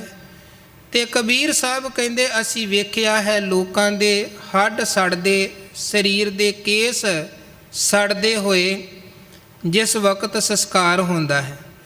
ਹੁਣ ਇਸ ਚੀਜ਼ ਨੇ ਕਹਿੰਦੇ ਸਾਡੇ ਮਨ 'ਤੇ ਬੜਾ ਪ੍ਰਭਾਵ ਪਾਇਆ। ਇਹ ਜਗ ਜਰਤਾ ਦੇਖ ਕੇ ਭਇਓ ਕਬੀਰ ਉਦਾਸ। ਕਹਿੰਦੇ ਮਨ ਅੰਦਰ ਇੱਕ ਵੱਖਰੀ ਕਿਸਮ ਦੀ ਉਦਾਸੀ ਪੈਦਾ ਹੋ ਗਈ। ਹੁਣ ਉਦਾਸ ਹੋਣਾ ਵੀ ਕਈ ਪ੍ਰਕਾਰ ਦਾ ਹੈ। ਇੱਕ ਉਦਾਸ ਹੋਣਾ ਨਿਰਾਸ਼ ਹੋ ਜਾਣਾ ਹੁੰਦਾ ਹੈ। ਬੰਦੇ ਨੇ ਵੇਖਿਆ, ਜਿਵੇਂ ਮਹਾਤਮਾ ਬੁੱਧ ਬਾਰੇ ਕਹਿੰਦੇ ਹਨ ਕਿ ਰਾਜ ਘਰਾਣੇ 'ਚ ਜਨਮ ਹੋਇਆ ਤੇ ਬੜੀ ਸ਼ਾਹੀ ਪਰਵਰਿਸ਼ ਹੋਈ, ਕਦੇ ਮੌਤ ਤੱਕ ਨਹੀਂ ਸੀ ਵੇਖੀ, ਕਦੇ ਕੋਈ ਦੁੱਖ ਨਹੀਂ ਸੀ ਵੇਖਿਆ, ਕੋਈ ਬਜ਼ੁਰਗ ਤੱਕ ਨਹੀਂ ਸੀ ਵੇਖਿਆ। ਇੱਕ ਦਿਨ ਜਾਂਦਾ ਪਿਆ ਹੈ ਗੌਤਮ ਬੁੱਧ ਰੱਥ ਤੇ, ਨਾਲ ਰਥਵਾਹ ਹੈ, ਤੇ ਇੱਕ ਵਿਅਕਤੀ ਬਜ਼ੁਰਗ ਸੀ, ਕੁੱਬਾ ਹੋ ਕੇ ਜਾਂਦਾ ਪਿਆ ਸੀ। ਵੇਖਿਆ, ਪੁੱਛਿਆ ਰਥਵਾਹ ਨੂੰ, ਰੱਥ ਚਲਾਉਣ ਵਾਲੇ ਨੂੰ, ਸਾਰਥੀ ਨੂੰ ਕਿ ਇਹ ਕੁੱਬਾ ਹੋ ਕੇ ਕਿਉਂ ਤੁਰ ਰਿਹਾ ਹੈ, ਝੁਕ ਕੇ ਕਿਉਂ ਬੰਦਾ ਤੁਰ ਰਿਹਾ ਹੈ ਬਜ਼ੁਰਗ। ਉਹ ਕਹਿਣ ਲੱਗਾ ਬੁਢਾਪੇ ਕਰਕੇ ਇਹਦੇ ਲੱਕ ਦੇ ਵਿੱਚ ਕੁੱਬ ਪੈ ਗਿਆ ਹੈ। ਤੇ ਉਹ ਕਹਿਣ ਲੱਗਾ ਫਿਰ ਮੈਂ ਵੀ ਇੱਕ ਦਿਨ ਬੁੱਢਾ ਹੋਵਾਂਗਾ। ਕਹਿਣ ਲੱਗਾ ਜੀ ਜ਼ਰੂਰ, ਫਿਰ ਮੇਰੇ ਲੱਕ 'ਚ ਵੀ ਕੁੱਬ ਪੈ ਸਕਦਾ ਹੈ। ਕਹਿਣ ਲੱਗਾ ਜ਼ਰੂਰ ਪੈ ਸਕਦਾ ਹੈ, ਕੋਈ ਵੱਡੀ ਗੱਲ ਨਹੀਂ ਹੈ। ਬੁਢਾਪੇ 'ਚ ਕੀ ਪਤਾ ਸਰੀਰ ਨੇ ਕਿੱਦਾਂ ਦਾ ਰੂਪ ਧਾਰਨ ਕਰ ਲੈਣਾ। ਮਨ 'ਤੇ ਬੜਾ ਪ੍ਰਭਾਵ ਪਿਆ, ਇਸ ਗੱਲ ਦਾ ਅਸਰ ਹੋਇਆ। ਕੁਝ ਅੱਗੇ ਗਿਆ ਤੇ ਕਿਸੇ ਦੀ ਮੌਤ ਹੋਈ ਸੀ ਤੇ ਉਹ ਬੰਦੇ ਨੂੰ ਸ਼ਮਸ਼ਾਨ ਵਾਲੇ ਪਾਸੇ ਚੁੱਕ ਕੇ ਖੜਦੇ ਪਏ ਸਨ। ਇਹਨੇ ਵੇਖਿਆ, ਪੁੱਛਿਆ ਇਹਨੂੰ ਕਿਉਂ ਖੜ ਰਹੇ ਹਨ। ਕਹਿਣ ਲੱਗਾ ਇਹਦੀ ਮੌਤ ਹੋ ਗਈ ਹੈ ਤਾਂ ਇਹਨੂੰ ਇਹਦੇ ਸੰਸਕਾਰ ਦੇ ਲਈ ਲਿਜਾਂਦੇ ਪਏ ਹਨ। ਕਹਿਣ ਲੱਗਾ ਇਹਦਾ ਮਤਲਬ ਮੈਂ ਵੀ ਇੱਕ ਦਿਨ ਮਰਾਂਗਾ। ਕਹਿਣ ਲੱਗਾ ਜੀ ਮਰਨਾ ਤੇ ਹੈ ਹੀ ਆ, ਸਭ ਨੇ ਮਰਨਾ ਹੈ, ਇੱਕ ਦਿਨ ਤੇ ਸਭ ਦੀ ਵਾਰੀ ਆਉਣੀ ਹੈ। ਹੁਣ ਇਹ ਚੀਜ਼ਾਂ ਦਾ ਬੁੱਧ ਦੇ ਮਨ 'ਤੇ ਇੰਨਾ ਪ੍ਰਭਾਵ ਪਿਆ ਕਿ ਜੇ ਇੱਕ ਦਿਨ ਬੁੱਢੇ ਹੀ ਹੋਣਾ, ਜੇ ਇੱਕ ਦਿਨ ਮਰਨਾ ਹੀ ਹੈ, ਤੇ ਫਿਰ ਕਿਹੜੇ ਇਹ ਰਾਜ ਭਾਗ ਦੇ ਜਾਲਾਂ ਜਜਾਲਾਂ 'ਚ ਪਏ ਹੋਇਆ, ਸਾਰਾ ਕੁਝ ਛੱਡ ਕੇ ਤੂੰ ਜੰਗਲ ਵਾਲੇ ਪਾਸੇ ਚਲਾ ਗਿਆ ਕਿ ਇਹ ਸਭ ਝੂਠ ਹੈ, ਮੋਹ ਮਮਤਾ ਹੈ। ਇੱਕ ਤੇ ਹੈ ਉਹ ਉਦਾਸ ਹੋਣਾ, ਨਿਰਾਸ਼ ਹੋਣਾ। ਇੱਕ ਕਬੀਰ ਸਾਹਿਬ ਜਿਹੜੀ ਉਪਰਾਮਤਾ ਦੀ ਗੱਲ ਕਰ ਰਹੇ ਹਨ, ਕਿਉਂਕਿ ਗੁਰਮਤ ਦਾ ਜਿਹੜਾ ਸਿਧਾਂਤ ਹੈ, ਗੁਰੂ ਸਾਹਿਬਾਨਾਂ ਨੇ ਜਿਹੜਾ ਸਿਧਾਂਤ ਦਿੱਤਾ ਹੈ, ਉਹ ਘਰ ਪਰਿਵਾਰ ਛੱਡਣ ਦਾ ਨਹੀਂ ਹੈ। ਉਹ ਘਰ ਪਰਿਵਾਰ ਤੇ ਸੰਸਾਰ ਦੇ ਮੋਹ ਨੂੰ ਛੱਡਣ ਦਾ ਹੈ ਕਿ ਰਹਿਣਾ ਇਸੇ ਦੇ ਵਿੱਚ ਹੈ। ਜਦੋਂ ਆਪਾਂ ਇਹ ਚੀਜ਼ ਸਮਝ ਲਈ ਕਿ ਇੱਕ ਦਿਨ ਸੰਸਾਰ ਤੋਂ ਜਾਣਾ ਹੈ, ਜੇ ਦੂਜਿਆਂ ਦੇ ਹੱਡ ਲੱਕੜ ਦੀ ਤਰ੍ਹਾਂ ਸੜਦੇ ਨੇ, ਸਾਡਿਆਂ ਵੀ ਇਸੇ ਤਰ੍ਹਾਂ ਸੜਨਾ। ਜੇ ਦੂਜੇ ਦਾ ਸਰੀਰ ਸੜ ਰਿਹਾ ਹੈ, ਸਾਡਾ ਵੀ ਸੜਨਾ ਹੈ। ਤੇ ਜੇ ਇੱਕ ਦਿਨ ਜਾਣਾ ਹੀ ਹੈ ਤੇ ਫਿਰ ਜਿੰਨਾ ਸਮਾਂ ਇੱਥੇ ਹਾਂ ਉਨੀ ਦੇਰ ਕਿਉਂ ਪਾਪ ਕਮਾਈਏ, ਕਿਉਂ ਅਵਗੁਣ ਕਮਾਈਏ, ਕਿਉਂ ਬੇਈਮਾਨੀਆਂ ਕਰੀਏ। ਨਿਰਮਲ ਜੀਵਨ ਬਤੀਤ ਕਰਕੇ ਸੰਸਾਰ ਤੋਂ ਜਾਈਏ ਤਾਂ ਕਿ ਜੀਵਨ ਸਫਲ ਤੇ ਸਕਾਰਤ ਬਣੇ। ਇੱਕ ਹੈ ਘਰ ਛੱਡ ਦੇਣ ਵਾਲੀ ਉਦਾਸੀ, ਇੱਕ ਹੈ ਘਰ ਦਾ ਮੋਹ ਛੱਡ ਕੇ ਨਿਰਮਲ ਜੀਵਨ ਬਤੀਤ ਕਰਨ ਵਾਲੀ ਉਦਾਸੀ। ਕਬੀਰ ਸਾਹਿਬ ਕਹਿੰਦੇ ਇਹ ਜਗ ਜਰਤਾ ਦੇਖ ਕੇ ਭਇਓ ਕਬੀਰ ਉਦਾਸ। ਜਦੋਂ ਸੰਸਾਰ ਦੀ ਅਸਲੀਅਤ ਕਹਿੰਦੇ ਅਸੀਂ ਵੇਖੀ ਤੇ ਇਹ ਸੰਸਾਰ ਦੇ ਮੋਹ ਮਮਤਾ ਵਾਲੇ ਪਾਸਿਓਂ ਸਾਡਾ ਮਨ ਹੁਣ ਬਿਲਕੁਲ ਉਪਰਾਮ ਹੋ ਗਿਆ ਹੈ, ਉਦਾਸ ਹੋ ਗਿਆ ਹੈ, ਬਿਲਕੁਲ ਨਿਰਲੇਪ ਹੋ ਗਿਆ ਹੈ। ਤੇ ਜਦੋਂ ਬੰਦੇ ਨੂੰ ਫਿਰ ਇਸ ਤਰ੍ਹਾਂ ਅਸਲੀਅਤ ਅੱਖਾਂ ਦੇ ਸਾਹਮਣੇ ਆਉਂਦੀ ਹੈ, ਸੱਚ ਨੂੰ ਜਦੋਂ ਬੰਦਾ ਵੇਖਦਾ ਹੈ ਤੇ ਫਿਰ ਜੀਵਨ ਦੇ ਅੰਦਰ ਤਬਦੀਲੀ ਵੀ ਆਉਂਦੀ ਹੈ। ਸੱਚ ਇਹ ਹੈ ਕਿ ਜਿੰਨੀ ਦੇਰ ਤੱਕ ਮਨੁੱਖ ਨੂੰ ਕੋਈ ਠੋਕਰ ਨਾ ਲੱਗੇ, ਉਨੀ ਦੇਰ ਤੱਕ ਬੰਦਾ ਸੰਭਲ ਕੇ ਦੇਖ ਕੇ ਵੀ ਨਹੀਂ ਚੱਲਦਾ। ਜੀਵਨ 'ਚ ਠੋਕਰ ਕਿਤਿਓਂ ਵੀ ਲੱਗ ਸਕਦੀ ਹੈ। ਜਦੋਂ ਆਪਾਂ ਇਤਿਹਾਸ ਨੂੰ ਪੜ੍ਹੀਏ, ਕਿਸੇ ਨੂੰ ਠੋਕਰ ਪਰਿਵਾਰ ਤੋਂ ਲੱਗੀ ਤੇ ਜੀਵਨ ਬਦਲ ਗਿਆ, ਕਿਸੇ ਨੂੰ ਠੋਕਰ ਸਮਾਜ ਤੋਂ ਲੱਗੀ ਉਹਦਾ ਜੀਵਨ ਬਦਲ ਗਿਆ, ਕਿਸੇ ਨੂੰ ਠੋਕਰ ਲੱਗ ਗਈ ਆਰਥਿਕ ਪੱਖ ਤੋਂ ਤੇ ਉਹਦਾ ਜੀਵਨ ਬਦਲ ਗਿਆ। ਸੋ ਠੋਕਰਾਂ ਤੇ ਬੜੀਆਂ ਮਨੁੱਖ ਨੂੰ ਸੰਸਾਰ ਅੰਦਰ ਲੱਗਦੀਆਂ ਨੇ। ਗੱਲ ਇਹ ਹੈ ਕਿ ਠੋਕਰ ਲੱਗਣ ਤੋਂ ਬਾਅਦ ਬੰਦਾ ਫਿਰ ਕਿਹੜਾ ਸਟੈਪ ਚੁੱਕਦਾ ਹੈ। ਕੁਝ ਲੋਕ ਉਹ ਹੁੰਦੇ ਹਨ ਜਿਹੜੇ ਨਿਰਾਸ਼ਾ 'ਚ ਜਾ ਕੇ ਬਿਲਕੁਲ ਆਤਮ ਹੱਤਿਆ ਦਾ ਹੀ ਰਸਤਾ ਅਪਣਾ ਲੈਂਦੇ ਹਨ, ਪਰ ਕੁਝ ਲੋਕ ਐਸੇ ਹੁੰਦੇ ਜਿਹੜੇ ਆਸ਼ਾਵਾਦੀ ਹੁੰਦੇ ਹਨ, ਜਿਹੜੇ ਕਹਿੰਦੇ ਅਸੀਂ ਤਮਾਮ ਤਰ੍ਹਾਂ ਦੀਆਂ ਰੁਕਾਵਟਾਂ ਨੂੰ ਖਤਮ ਕਰਕੇ ਤੇ ਆਪਣੇ ਜੀਵਨ ਦਾ ਰਸਤਾ ਇੰਨਾ ਸਿੱਧਾ ਪੱਧਰਾ ਸਰਲ ਬਣਾਵਾਂਗੇ ਕਿ ਆਪਣਾ ਵੀ ਜੀਵਨ ਸਫਲ ਬਣਾਵਾਂਗੇ, ਦੂਜਿਆਂ ਦੇ ਲਈ ਵੀ ਇੱਕ ਮਿਸਾਲ ਪੈਦਾ ਕਰਾਂਗੇ। ਸੋ ਕਬੀਰ ਸਾਹਿਬ ਨੇ ਉਹ ਰਸਤਾ ਅਪਣਾਇਆ, ਸੰਸਾਰ ਦੀ ਅਸਲੀਅਤ ਨੂੰ ਵੇਖਿਆ, ਉਧਰੋਂ ਮੋਹ ਮਮਤਾ ਵਾਲੇ ਪਾਸਿਓਂ ਆਪਣੇ ਆਪ ਨੂੰ ਤੋੜ ਕੇ ਸੱਚ ਵਾਲੇ ਪਾਸੇ ਜੁੜੇ। ਜਿੱਥੇ ਆਪਣਾ ਜੀਵਨ ਸਫਲ ਬਣਾਇਆ, ਉੱਥੇ ਉਹਨਾਂ ਦੀ ਬਾਣੀ, ਉਹਨਾਂ ਦਾ ਜੀਵਨ, ਉਹਨਾਂ ਦੇ ਉਪਦੇਸ਼ ਸਾਡੇ ਲਈ ਵੀ ਚਾਨਣ ਮੁਨਾਰਾ ਹਨ ਕਿ ਜਿਉਣਾ ਕਿਵੇਂ ਹੈ, ਆਸ਼ਾਵਾਦੀ ਹੋ ਕੇ ਪਰਮਾਤਮਾ ਦੇ ਨਾਲ ਜੁੜ ਕੇ ਕਿਵੇਂ ਨਿਰਮਲ ਜੀਵਨ ਬਤੀਤ ਕਰਨਾ। ਸੋ ਸਤਿਗੁਰੂ ਮਿਹਰ ਕਰਨ, ਕਬੀਰ ਸਾਹਿਬ ਜੀ ਦੇ ਇਹ ਪਾਵਨ ਪਵਿੱਤਰ ਬਚਨ ਉਪਦੇਸ਼ ਸਾਡੇ ਸਭਨਾਂ ਦੇ ਜੀਵਨ ਦਾ ਆਧਾਰ ਬਣਨ, ਜੀਵਨ ਸਫਲ ਹੋਵੇ। ਇੰਨੀਆਂ ਬੇਨਤੀਆਂ ਪ੍ਰਵਾਨ ਕਰਨੀਆਂ, ਭੁੱਲਾਂ ਚੁੱਕਾਂ ਦੀ ਖਿਮਾ ਕਰਨੀ। ਫਤਿਹ ਦੀ ਸਾਂਝ ਪਾਓ ਜੀ। ਵਾਹਿਗੁਰੂ ਜੀ ਕਾ ਖਾਲਸਾ, ਵਾਹਿਗੁਰੂ ਜੀ ਕੀ ਫਤਿਹ। ਰੰਗ ਕਲੀ ਮਹੱਲਾ ਤੀਜਾ। ਆਨੰਦ ਇੱਕ